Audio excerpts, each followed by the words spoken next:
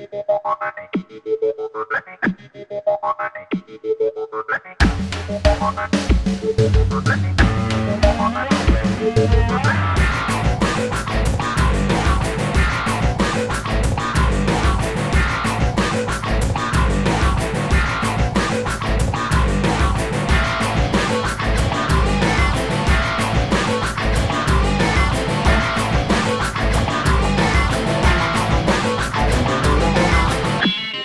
Bama fans. It was an awesome game against Ole Miss. I had the pleasure of being there and watching in the press box. It was an amazing experience. But I have to say, I totally called it. I told you our defense was going to take Coach Freeze's words and turn them into motivation, and that's exactly what they did. So, let's get to it. Our defense makes a 4th down stand against Ole Miss's first possession, giving us the ball in loss of downs. And on our first possession, we were left to settle for a 28-yard field goal by Cade Foster. Eddie Jackson makes a great interception around the 30-yard line. Cade Foster made 2 other field goals during the first half, one for 53 yards and another from the 42-yard line, bringing us into the half with a score of 9-0 Bama. In the second half, T.J. Yeldon makes a 68-yard touchdown run down the field. The defense on 2 separate occasions makes great red zone stands, not allowing the Rebels into the end zone. Upon punting the ball, we fielded it on the 1-yard line, allowing our defense to sack the quarterback in the end zone for a safety. Drake runs 50 yards in for a touchdown as well, which was an 11-second possession. Awesome job, Drake.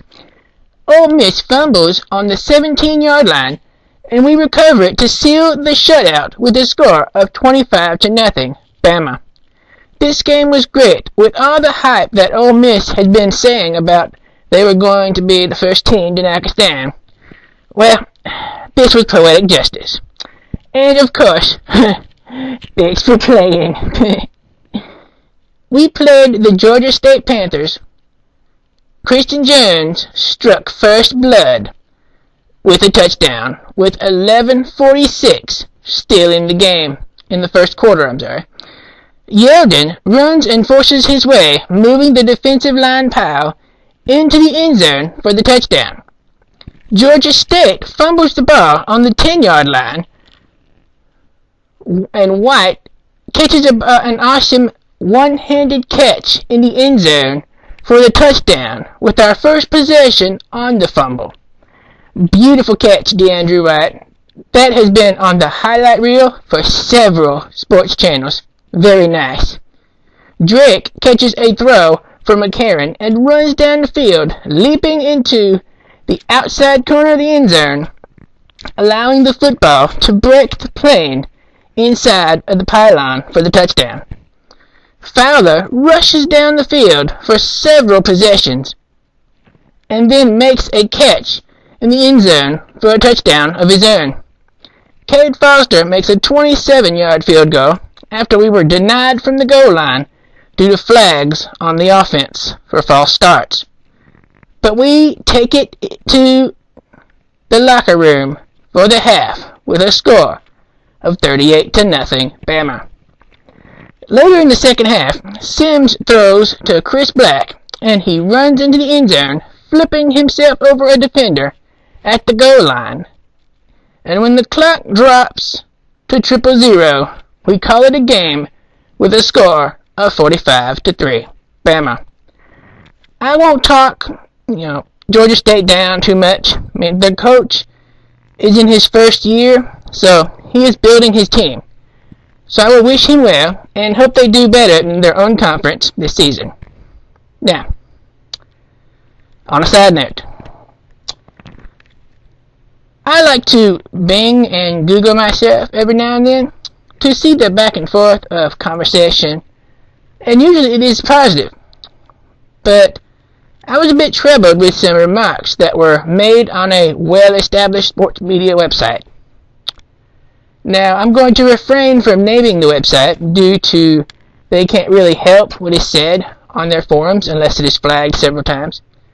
So I will leave the site out of it, but I will address the negative comments that were said. And I hope they will post this video on the site again so the right people will get their answers anyway. Here we go. First off, I was called a troll. Really? I mean, if they looked at all of my previous videos, they would have seen that I have been doing this going on my 4th year now. Who are they calling a troll? I mean, really?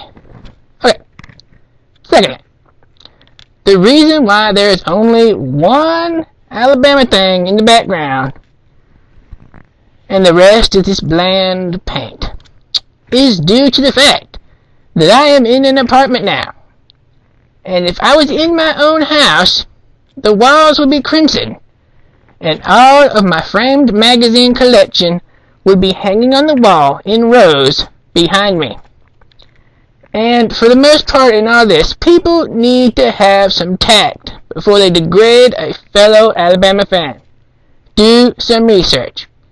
Watch my earlier episodes and let all of your questions as a whole be answered, especially all the crap about me wearing a mask.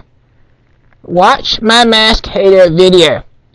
But if there is anyone that has any credible feedback, I would be happy to address it on my Facebook page and follow up with you as well. And lastly, why did I use the voice of Cartman? Well, I'll tell you. There are several voices that I could use, but none of them fit as well, and I'll give you a couple just for example, which were 2 that were selected just before the voice that I have now. I could have talked like this, but most people would expect my slogan to now go grab me a beer and watch the BAMA game. But that is a stereotype, and to be honest about it, we are better than that. Our engineers here in Alabama, with Von Braun in Huntsville, put a man on the moon. And then the other voice doesn't really seem very good or family friendly, and could scare the little kids, and for some reason makes me want to say, Luke, I am your father. But seriously, it's not right to belittle a fellow Bama fan when they're doing something positive and in good humor.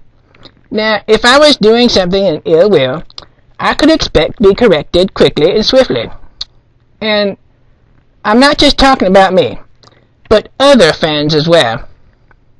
So, I'm just going to leave it at that, and hopefully I can, I've settled this. Don't miss our next game against the Kentucky Wildcats. The game will be on ESPN2, and will start at 6 p.m. Central.